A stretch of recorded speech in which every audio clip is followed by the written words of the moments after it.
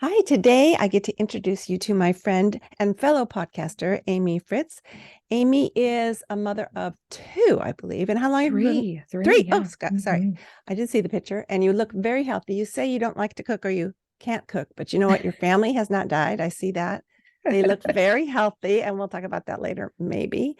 I do give free recipes to all my podcast guests, so you are in good company, and they're all easy. You know why, Amy? Because I'm not a great cook. I'm just a good cook because I like to eat. So I Hey, will yeah. send those to you in about a half an hour when we're through here. Amy Fritz is a podcaster, and the name of her podcast is Untangled Faith, and we're going to be talking about that today. Amy, thank you, and welcome to Living a Legacy Life.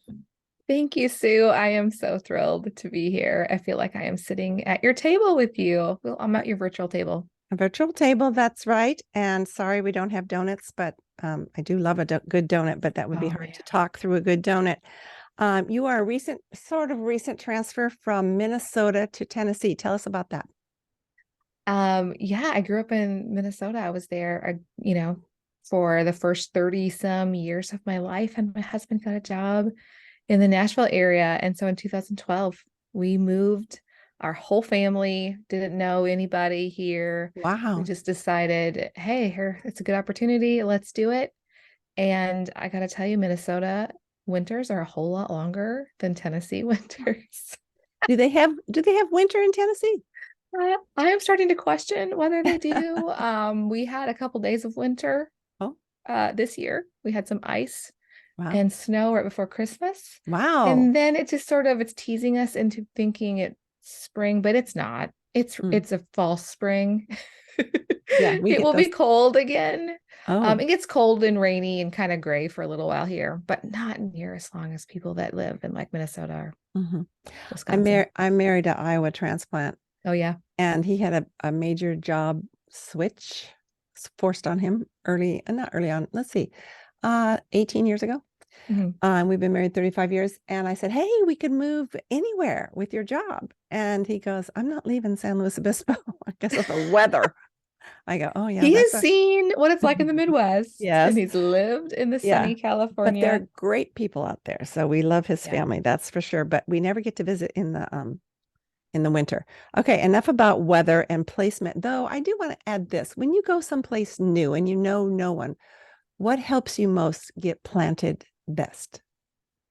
Oh, I would say go find a church or find a place to volunteer. Oh, good. This is how you get to know people. Take your young children. It's easier to meet people when you have younger It children is. It is. because they aren't as worried about who's going to be their friend. If Mhm. somebody is interested in playing the same game that they want to play, they will play with them. Mhm. And then you get to meet their parents. Right.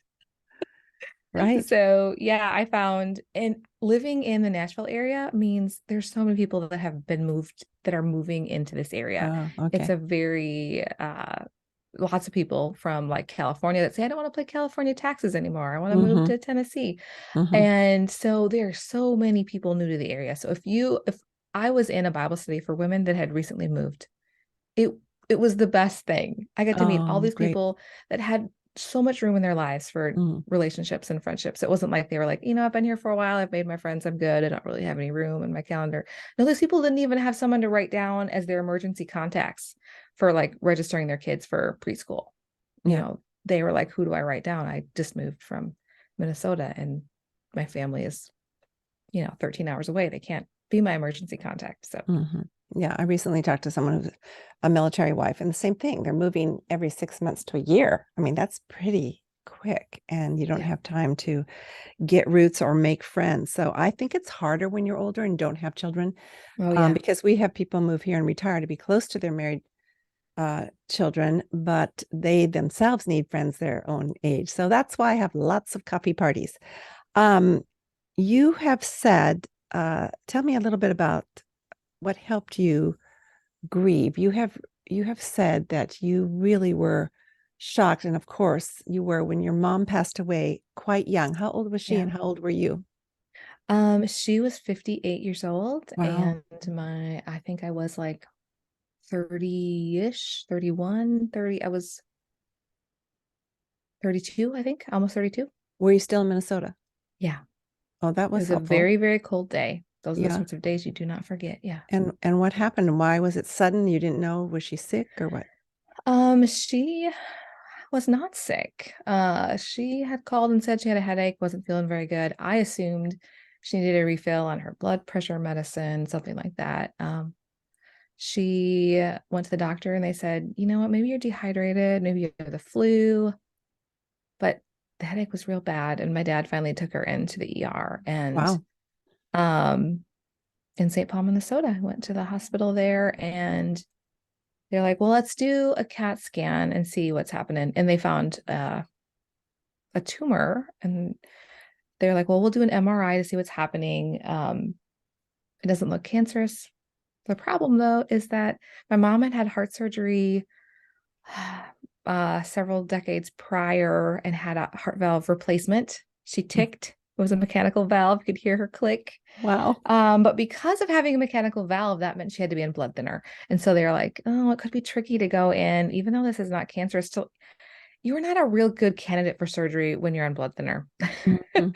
So if you can avoid being on blood thinner, doctors don't put you on it lightly. And so while we were waiting to get her MRI results to see what were happening, we got a call, we got a call from her doctor saying, we finally got her MRI results. We had left her in her room and just said, hey mom, let's let you rest. She was so tired. She hadn't been able to sleep very well. And while we were getting the update from the doctor and they were saying, you know what, we're going to move her to the ICU because we're a little concerned that there may be some bleeding that happens. And if that happens, she needs to be somewhere where people are monitoring her. While we were on the phone, she passed away. While we were waiting to get the results, we heard a code called. And did you know at the time it was for her? No, I think they do a little thing where they call out numbers, but they don't say the exact room number to not alarm family and Sure, friends. sure. So we saw everybody run by us. In fact, we took a little break from the doctor was like, oh, it sounds like there's a code. Let's wait a second. They're going to call it one more time and then we can finish talking. So we finished talking. Everybody ran by us. We hung up with the doctor and my dad said, And were you in the waiting room downstairs or something? we were like in just a waiting area. Yeah, just Okay. down the hall from where Mhm. she was. And so my dad's like, somebody's in trouble. We should pray for them. And we Oh, stopped wow. and we prayed. And then we're like, let's go check on mom. And so we walked down the hall, turned the corner, and all those people that we had seen run down the hall were standing outside her door. Somebody had checked on her and found her not responsive. So she had The already thing that gone. they were Wow. worried what might happen because she was on blood thinner. That Happened. combination of that and the tumor happened. Yeah. And I don't think there would have been anything they could have done even if she had been in the ICU. Hmm. And heart valve so many decades earlier. Huh. I know Must life have has been. changed. The kind of surgery that has happened Mm, between like 1994 and 2023, it's very different, less invasive, probably not the same sort of mechanical valve, maybe not even having to be on blood thinner, but that's what was available to her at the time. sure, sure. And she needed it and Mm. grateful for the time we had with her. But yeah, she had a headache. And then within 24 hours of being in the hospital, she was gone. And how often we just have a headache and think, ignore it. Yeah. Not me So when my head hurts real yeah, bad now. yeah, it's like I am on my way. I'll drive myself. Yeah. Tell me, obviously you were impacted in grieving. It was such a shock. I mean, you hear the pros and cons of someone dying suddenly, like in a car Yeah. crash, or the elongated, waiting a year or two because of chemotherapy or whatever. Hmm. But really, I don't know if there's a good parts version for either No, I one. don't think there is. Somebody really, really wise said to me, um, it doesn't matter how old you are when you lose a family member or a parent. When you lose a parent, if you're young or old, you feel orphaned. Hmm. And I thought it was such a lovely statement to say. Um, there's no good time to lose someone you love. Mm-mm. And I would have wanted more time with her. I wouldn't Sure. have wanted her to suffer, but No. man, I was a young mom. Yeah. I Yeah. wanted my mom. Right. And yeah, I was not thrilled with God, but I remember like talking to God and saying, okay, I understand bad things happen, God.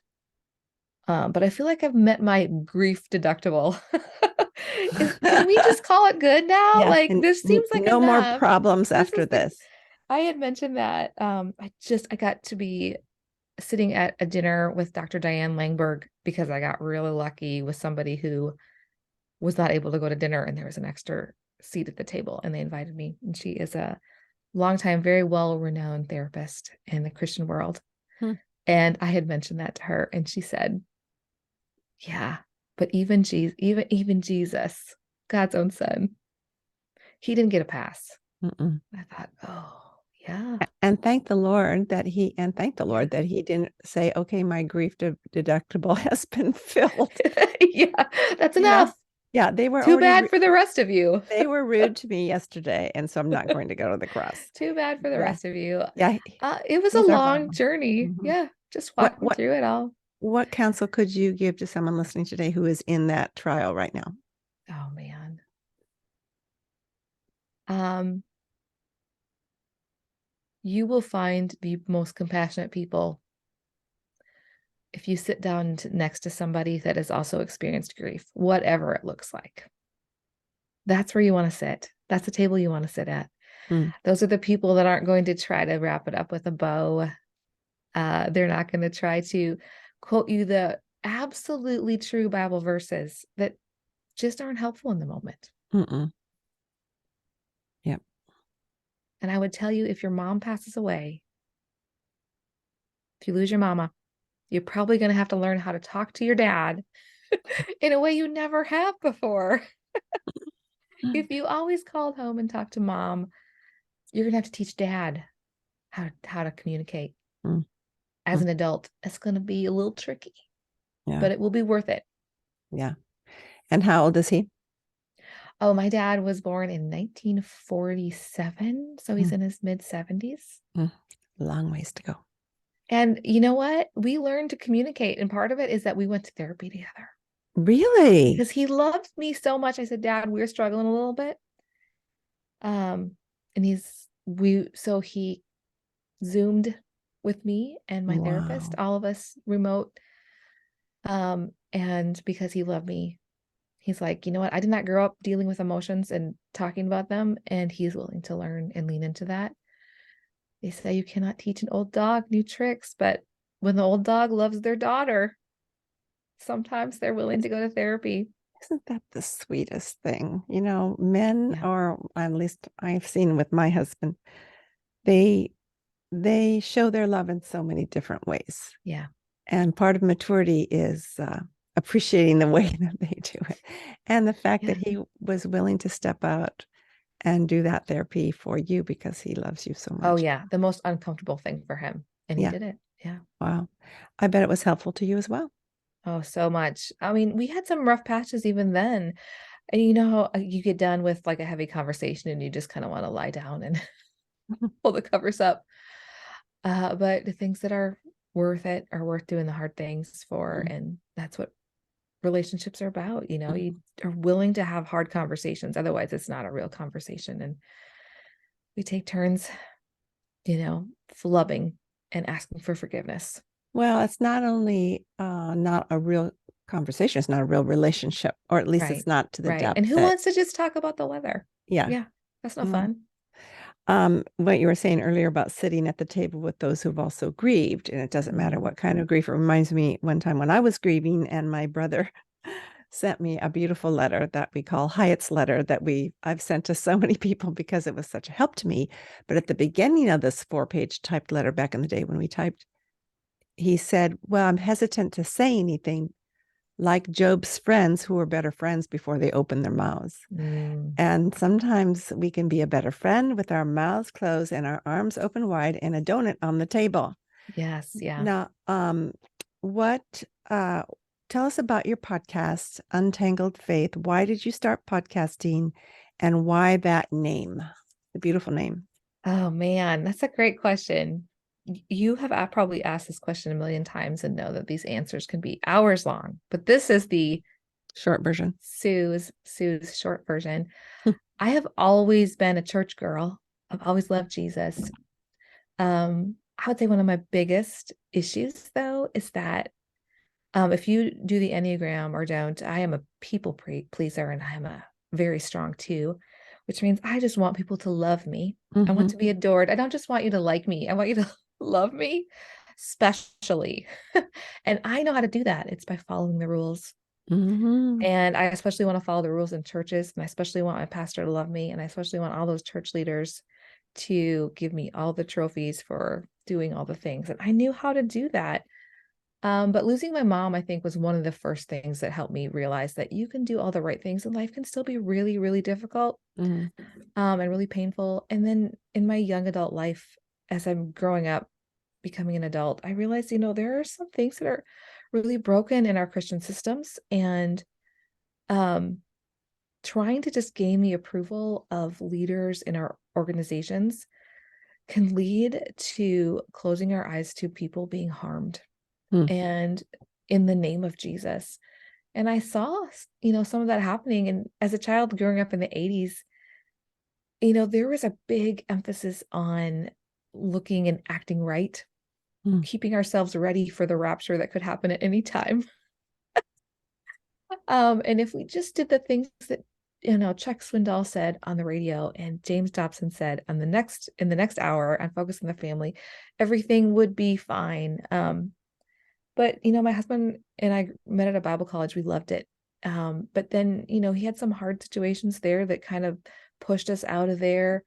We had some hard church situations. We ended up at another Christian organization in Middle Tennessee. And, when you work somewhere, you kind of see how the sausage is made, as they say. And we Mm-hmm. had some really traumatic experiences in the last several years, starting with, we had a pastor we found out had plagiarized virtually every word of every sermon that he had given. It wasn't just the outline of Bible passages. It was like personal stories too. Oh my The goodness. personal stories he told us were How do someone they think else's. how do they think they can get away with it? They just assume they can. Lots of people do it, and people Mm. don't know. I don't know. Some people do not care if their pastor pretends to be someone else. I think one of the struggles we have is that we don't want to be those who are judging others, Yeah, yeah, because Jesus was quite clear, yeah, yeah. judge not lest you be judged. And yet the difference between judging and discernment is huge, and Oh, yeah. it's delicate, because I know people have left our church and they don't tell us why, but Mm, maybe it's because they don't want to hurt anybody's feelings, yeah, or it's just hard to have those hard conversations. yeah, So I think that you had a lot of hard conversations in untangling yeah. these Yep. situations. Yeah. Yeah. My podcast is called Untangled Faith. Yeah. And it kind of was born from all of this thing of like, all right, I know I can't just blindly trust and put my hope and my value in being loved by the leaders of organizations that may or may not be honoring Jesus in ways that we aren't aware of. But I still love Jesus. I just was realizing that I had also subscribed to some other things along the way that I had bundled up, tangled up with my faith that many of us do that I just hadn't taken for granted. And Like what? so, Can you share one? like extra biblical things that are like rules for being a Christian and being a good follower of Jesus. I went to a Christian Yeah. college. We had rules against dancing. Oh We yeah, we had did too. rules against playing cards with faces on them or cards associated with gambling. Now, how we got away with that is that I never associated my cards with gambling, so I still use them. Yeah.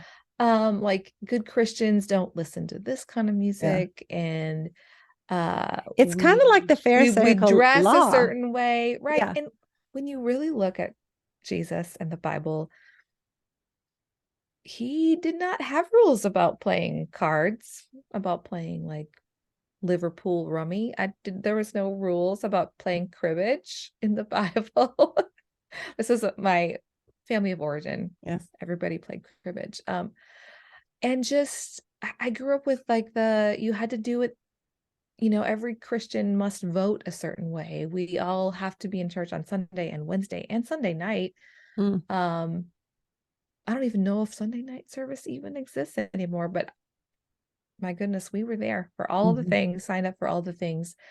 And we went to the conferences. We drank all the Kool-Aid of all the things. And I think some of it also was like in the 80s and 90s, a lot of evangelical culture started to adopt a lot of the principles of businesses, how businesses grow, and like how can we apply that Mm. to our churches.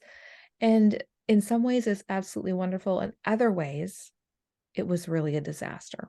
Leaving God out of the equation. Yeah, yeah. And we start measuring success by butts and seats and how much giving is given. And because it's harder to measure discipleship and somebody's spiritual formation. How do you measure sanctification? Well, Sue was at church 3 times this last Mm-hmm. month, but how many times did you open your Bible, Sue? Like, it's just harder to, we measure the things that are easier, and then that becomes the things that we value. And it can lead to some big messes. So, Well, it can also lead to feeling arrogant or proud, but I did, some people are better at rule following, at, yeah. spending more time in the word at a certain time. No Bible, no breakfast was a saying. I used to think, that means I'm not as spiritual because I need to have my breakfast or I need to have my coffee. Yeah. And then you realize that's not scriptural and that it's Mhm. okay. Seek first the kingdom of God does not mean that. Right. Um, Yeah. It's and its own sort of yeah, legalism and its of own course, prosperity. It's it's its own prosperity gospel. We like, totally. if I read my Bible, I Hmm. am every day, I Hmm. will be more blessed. I will be, like that there is a formula Hmm. to becoming like Jesus. And it involves all this effort on our part, which I doesn't am, always work in all the different environments. There's nuance there. there is tons of nuance, and when I don't give myself the grace, then I can feel overburdened. I like to say that because I'm spontaneous, I can revel in my spontaneity and not get anything done. So I Yes. think with every person, you have to have some sort of boundaries, but we don't worship the boundaries.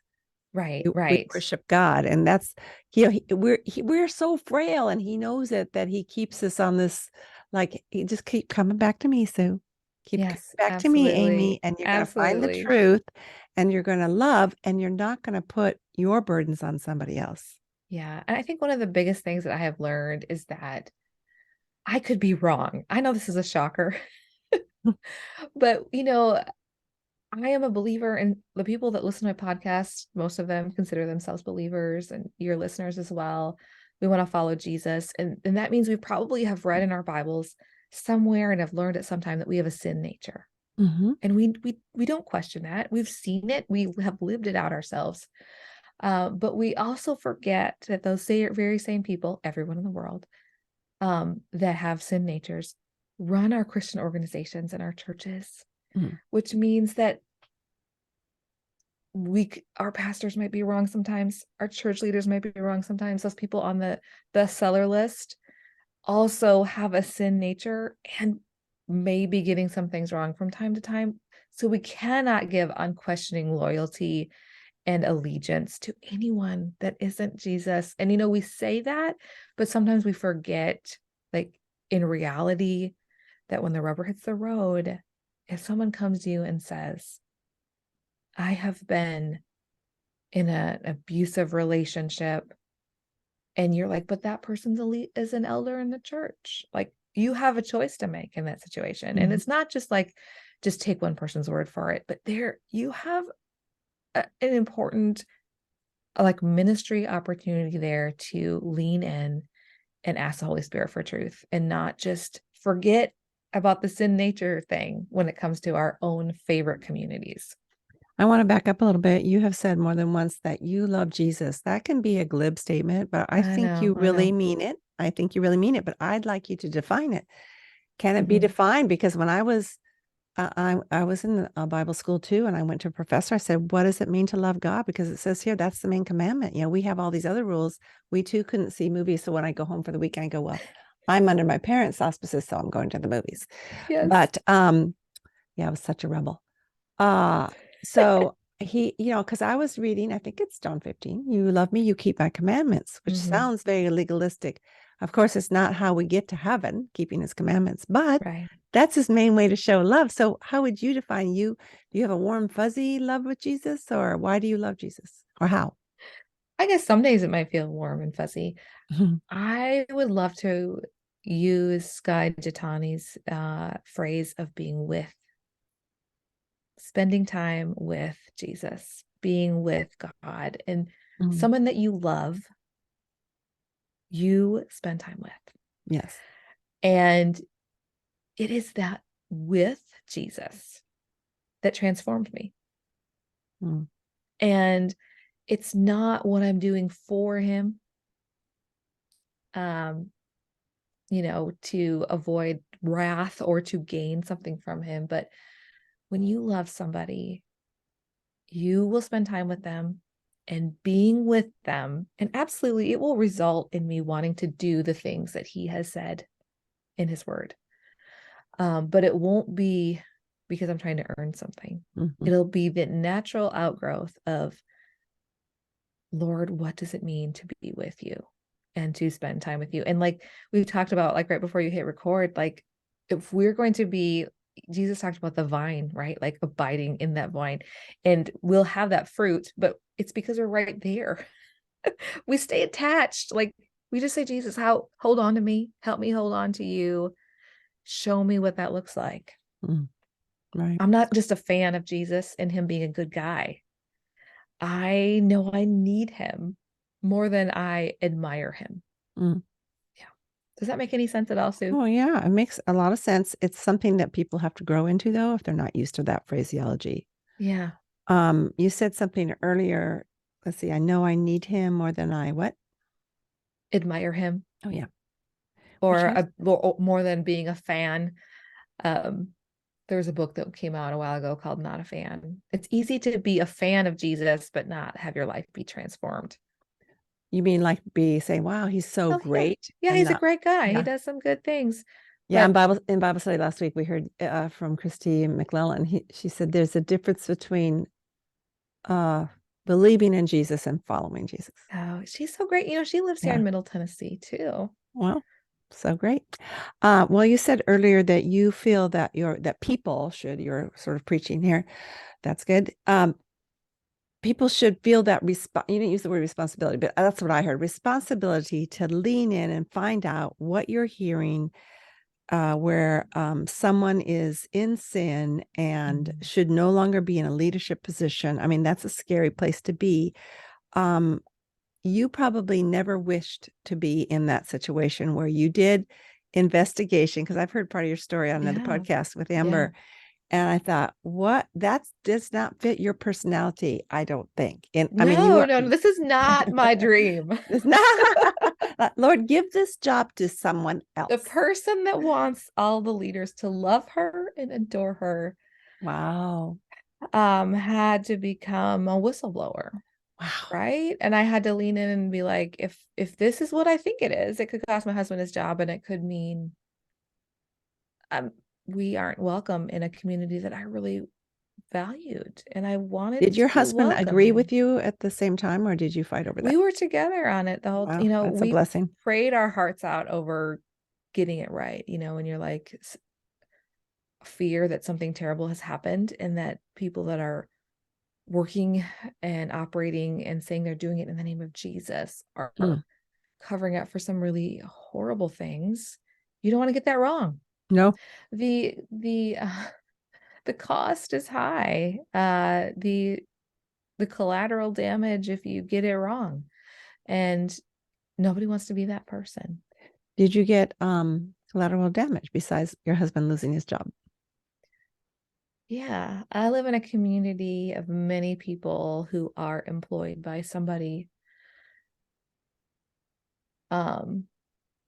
who has, I would say, and is documented with court records and such, has been deceitful and has acted in a way that is very not God honoring. I've spoke up about it, but that means that those 1,000 families whom I live near see me as a threat to their livelihood. Sure. That's collateral damage. That means they're pastors in this area that would choose this high profile Christian leader over church members because they don't want to pay that cost. And, certain people aren't going to want to be my friend. I'm not going to be welcome in a lot of places. But in the end, like you talk about legacy, my dad says, and somebody famous, I'm sure, said this, there's never a wrong time to do the right thing. Mm. And I don't want to have to pay the price, but I also want to be able to tell my kids we chose integrity and we chose following Jesus over a paycheck because we knew he'd provide for us. Mm. Mm. That's a legacy for your kids. Yeah. And they were old enough to understand. Yeah. Because this was just, 2019-ish. And yeah, my oldest is a senior now and my youngest Wow. is in 8th grade. So yeah, they were old enough to understand. Like, they're like, hey, you thought you were going to grow up and work with your dad at this place? I'm sorry. It's not going to happen. How long did it take for your husband to get another job? Oh, almost right away, God provided another Mm. job. Mm. Uh, I was so confident in God and in my husband's abilities. I wasn't worried about that. It is a miracle, somebody who really likes comfort and security, to be like, sure, we Mm. will quit a job with nothing lined up and it will be fine. Mm. Wow. We just bought a new house I was going like to ask, did you have a a couple mortgage? months previously. We have Yeah. a mortgage. We have Yeah. a mortgage. Mm-hmm. And for some miraculous reason, I can only say that it was the Holy Spirit and God at work. That when they said, you need to decide if you trust us or not, Nathan was like, well, I don't trust you. And they're Mm. like, all right, see ya. Mm. All right, what's next, God? Yeah, what's next? Did you have anybody, especially a woman, I'm thinking, like throwing rotten fruit at you or something like I've got some messages sent to me saying, you don't understand. Uh, but I have empathy because I was the person that didn't want to see the hard things. I Mm-hmm. have been that person. I know how our brains try to protect us from things that cost us. Seeing something that is difficult that may cost you something and make you have to make a decision that you don't want to make and that might jeopardize your safety or security or comfort. Our subconscious says, don't look at that. You don't want to see that. And our Mm-hmm. subconscious is amazing. God created us in an amazing way. That subconscious has protected so many young kids who are being harmed from their Sure. brains completely breaking because their little psyches couldn't handle it. Mm-hmm. But my, 40 something brain at the time, could let a little bit of light in and be like, oh, yeah, this is happening. I can't say it's not happening. And God You provided. you say that you're passionate about following Jesus versus celebrities. I'm sure that came out of this whole situation. Yeah. Yeah. And as soon as we're done, everybody's going to run over and hear your story. But I think that's something for all of us to be aware of. I mean, Yeah. our church has turned into a 3 location, and it's because everybody was driving so far to hear our great teaching pastor, but he doesn't want to be on a pedestal. That's one thing I love about him. One time we have an email relationship and I was emailing, I go, how come I have to keep coming back to Jesus? He goes, oh, well, blah, blah, blah. I go, no, why do I have to keep coming? Why doesn't he just fix it? Yes. And then I answered my own questions because, I'm fallen and I'm proud and I'm arrogant. And he goes, yeah, me too. I mean, I love that answer. Yeah, me too. Yeah. Because, but there's always that fear. You want someone to be good, but you don't want to be worshiped. Like you want to Yeah. be an excellent podcaster, Yeah. and I want to be a pretty good one, but but I don't want people to go, wow, and Oh, love us more than Jesus. That's yeah. I ugh, think, hey, I disgusting. think it's a great sign when you have that feeling of like, oh no, somebody listened to my podcast. And you Yeah, feel a little bit uncomfortable with yeah, it. yeah. Or if you're like, oh no, oh, now I had that many people listen. And now I'm just feeling a little awkward. I want to lean into that awkward, embrace it Hmm. because we are not meant to be on a pedestal. We Mm-mm. are not meant, like Caitlin Beatty wrote that wonderful book that came out, Celebrities for Jesus. If you have not read it, it is so good. Hmm. Where she talks about like you have this influence without any proximity to people, and they don't really know you. Mhm. Um, let's be mostly influenced by people that have actual proximity to our lives, Mm. where we can like have that donut at the table with them Mm. and pray with them and see them. Um, and it is fine to read the bestsellers and to like be excited about the new Jenny Allen book. And that's fantastic. But let's let the people that really influence us be the ones that actually have proximity to our lives. Mm. But we can like see kneecap to kneecap, the good, the bad, and the ugly, and keep it all into perspective. Well, Jesus said the way to love him best was to love him and our neighbor. And our neighbor is the people that we can actually see. Like Oh last yeah. night, I had to whisper this. A neighbor was gone, obviously, because her dog started crying at 12:30 at night until 3 in the morning. I changed to two different bedrooms when the barking Oh my started. goodness. I know. So loving your neighbor has to do with very practical proximity type things. And Mhm. thankfully we worked it out this morning. She's a believer. She goes, I'm so sorry. I'll get another dog sitter. But at the meantime, you're going, Lord, am I ever going to sleep again? I think I have to move to Tennessee. Well, there are no Yeah. people compared to California. I have a I mean, dog those are the like things, probably but right behind me. following, yeah, I locked mine out.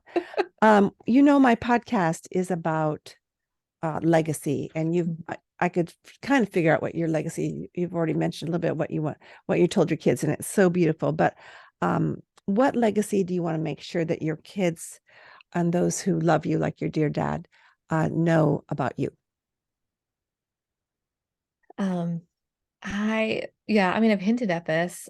I think the legacy is that following Jesus and doing the right thing is always going to be the best choice, Hmm. even if it's the hard one. I wish it was something else.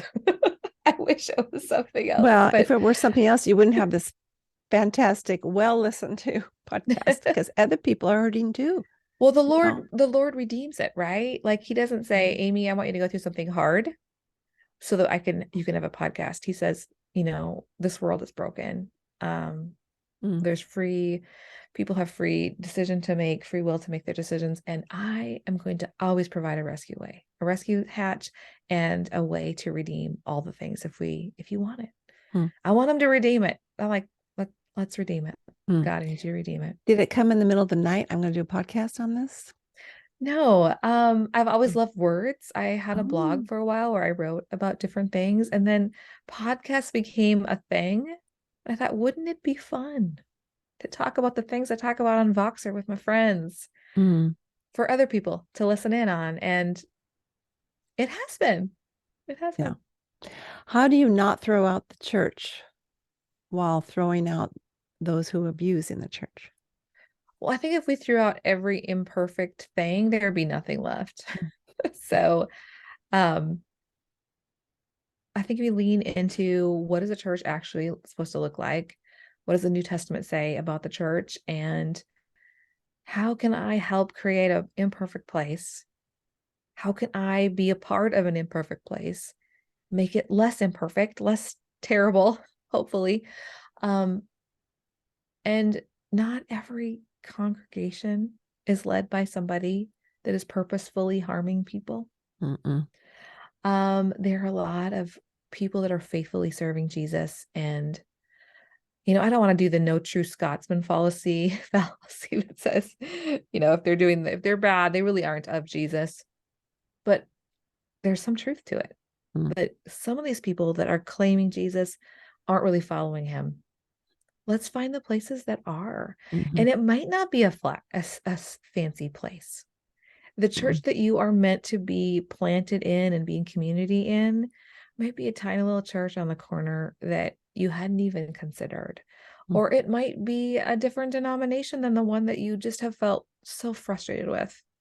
Um, I don't know if you've talked to Tracy Rhodes, but she was on a podcast and she's written a little bit about, she wrote a book, I think, called, I don't remember the name of her book now, but she has looked at a lot of different denominations. And she said one thing that saved her faith was realizing how, even though the way is narrow, there is such a broad, beautiful community of people that follow Jesus with different traditions Mhm. in the Catholic Church, in the Lutheran Church, in the non-denominational church, in the Churches of Christ Church, in the mega church, in the super tiny church, in the PCA church that I am currently attending to. I am going to a Presbyterian church for the first time in my life, and God is using it in a way that I would never have thought I was going to be at a church where we did a liturgy together in a way where we like did a corporate confession of prayer. I grew up in a much more contemporary, laid back thing, but this is what God is using in my life. Mhm. And sometimes he needs to move us out of the comfortable thing that, we're just don't feel like this is where we're supposed to be, because he has a different community for us. But Jesus has used the church from the very beginning, Mhm. and I can't give up on it. Jesus Mhm. hasn't. Yeah, I get a little frustrated. Those are throwing everything out with, the baby out with the bathwater. But again, they're on their own journey, and I'm not to judge them. And if they ask me for my opinion, I'll give it, of course. Yeah. But they usually don't ask me. I do pray for them, though. Yeah. I've really enjoyed reading the biography of Eugene Peterson because of Yes. his burning in my bones, I think, because of his his upbringing is so different than mine. And he just so loved God. He Mhm. so wanted to worship God. And you may not agree with everything he believed or thought or wrote, but you cannot argue with the passion he has for Jesus Christ. And I thought, well, I would like the same burning in my And how bones. he just invested in that church, his Yeah, community, for the same church. for the long haul. Yeah. It wasn't a fancy church. Oh, Nothing fancy about it. He just yeah.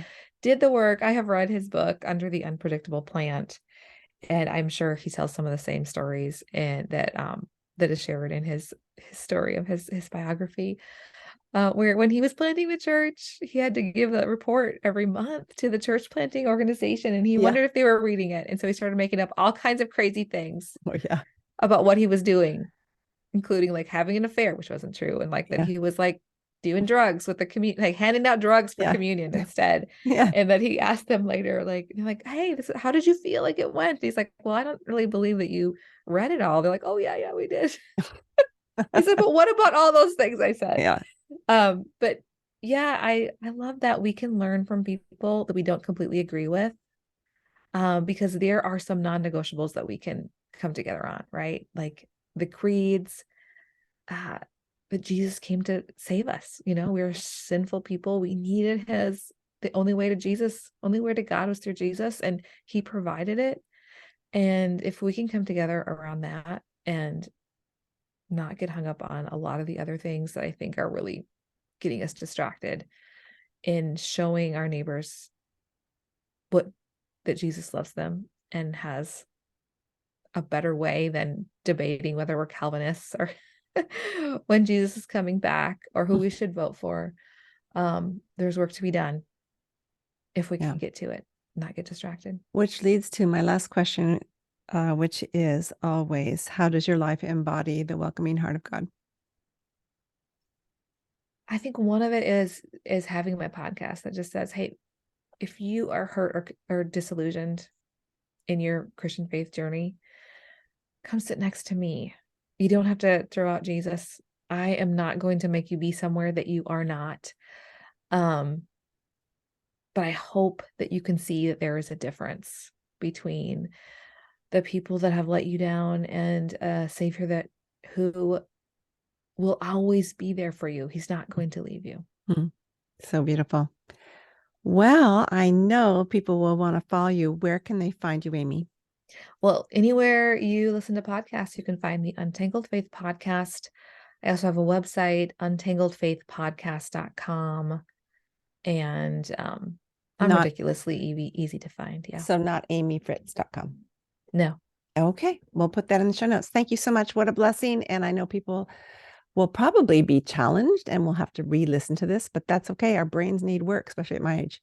Thank you so much for coming. I'll send you those recipes.